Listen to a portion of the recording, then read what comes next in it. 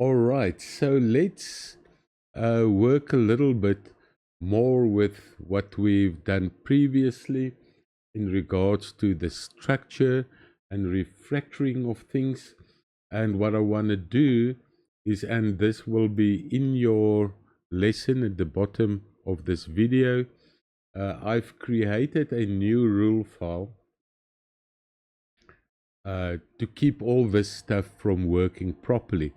So why I'm creating this right now is really to show you how you can create guardrails so that cursor do not go and do things that can have major impact on uh, on the code and on the structure itself. When cursor want to make changes to the structure of your whole project, it will ask you to first create an ADR file, which then of course gives you all kind of new information, like what's the positives of it, what's the negatives of it, what is going to be changed, even if it doesn't make sense to you at this point yet, uh, the lingo used and so forth.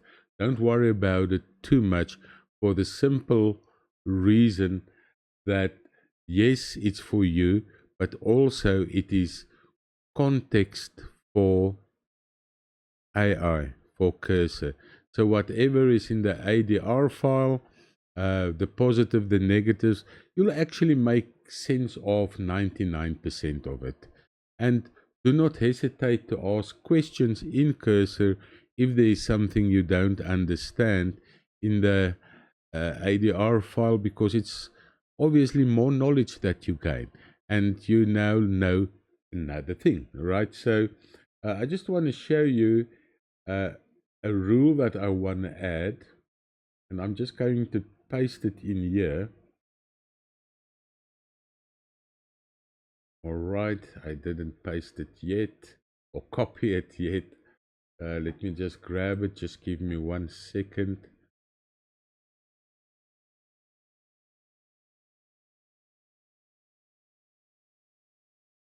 All right, so cursor workflow guardrail, and what basically happens, and I'm going to create the rule now.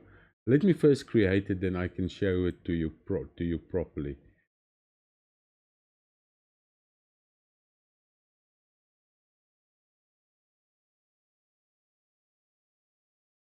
Now this rule, by the way, as I said, you can just simply download it and then take it, copy it as I just did, and above it just say, I please add this rule to our project defaults rule to safeguard the structure of our whole project.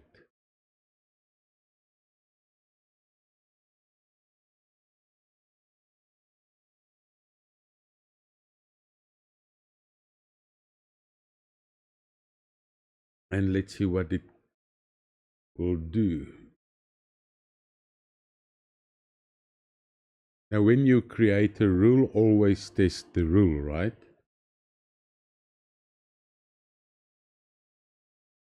Going to close this one, that one, and even this one.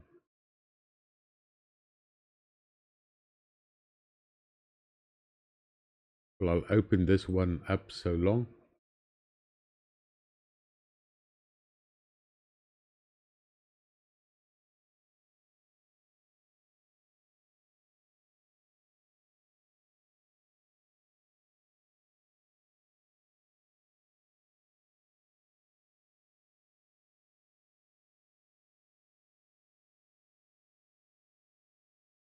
So it will not just add it, but it will add it to the right place in this rule file. Maybe to the top, to the bottom, it will decide where it will find it best. You can see it already started. It changed the description. Project-wide default, doc layers, super base data, security, and auth.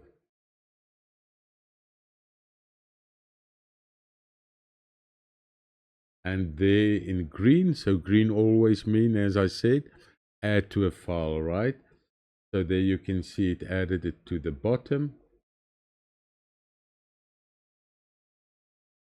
Okay, tightening the refractor section to match your stricter wording with keeping the docs path, and okay.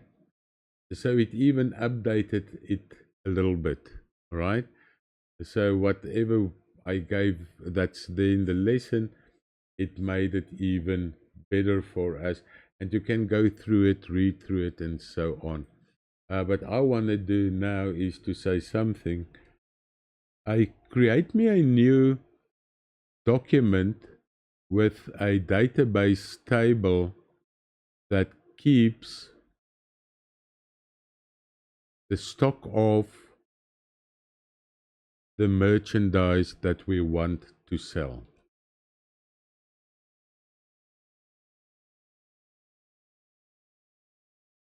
And let's see if he's going to do anything in regards to these rules. So first off, he will obviously go and look, and oh well, it's creating a doc already in docs with database settings. But as soon as it's going to start to build this code,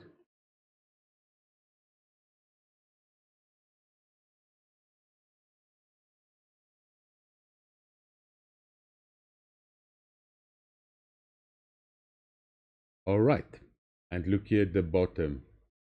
The doc state it's in design only until you accept an ADR and add a file under Superbase migrations. If you want, we can add the migration and the short ADR next. There you go. It asks you to create the ADR. All right, that ADR become part of everything that Cursor can remember and will remember, and that is part of the context. Without being too intrusive. And it even say, hey, can I create this ADR on your behalf? I mean, how nice is that? Okay. Now let's do something else. I'm just going to say, let's leave it for now. We can look at it at a later stage. Let's leave it for now. We can look at it at a later stage. But please add it to our documents for future ideas. Right? You start documenting things. It's not as if you have to write it yourself, right? Okay. But for now, can you refactor the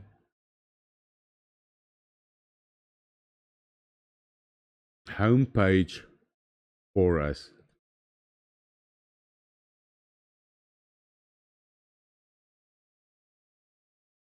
And let's see what it's going to do. Now, the first thing I'm sure it's going to do is to add this future ideas we have in there.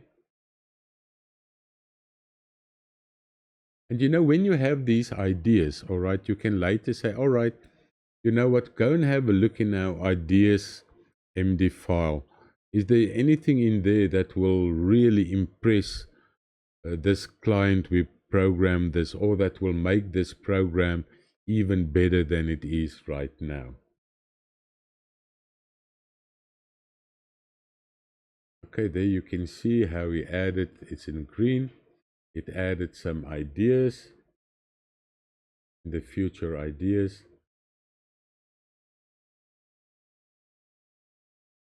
I saw it said it clean up a bug. The effect clean up must set cancelled equals true. It found a bug, the refactoring. It's cleaning it up for us.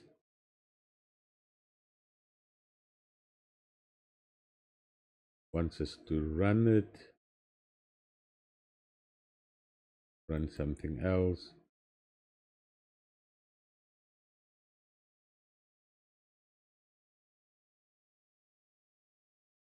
So a little bit of a bug was found in there.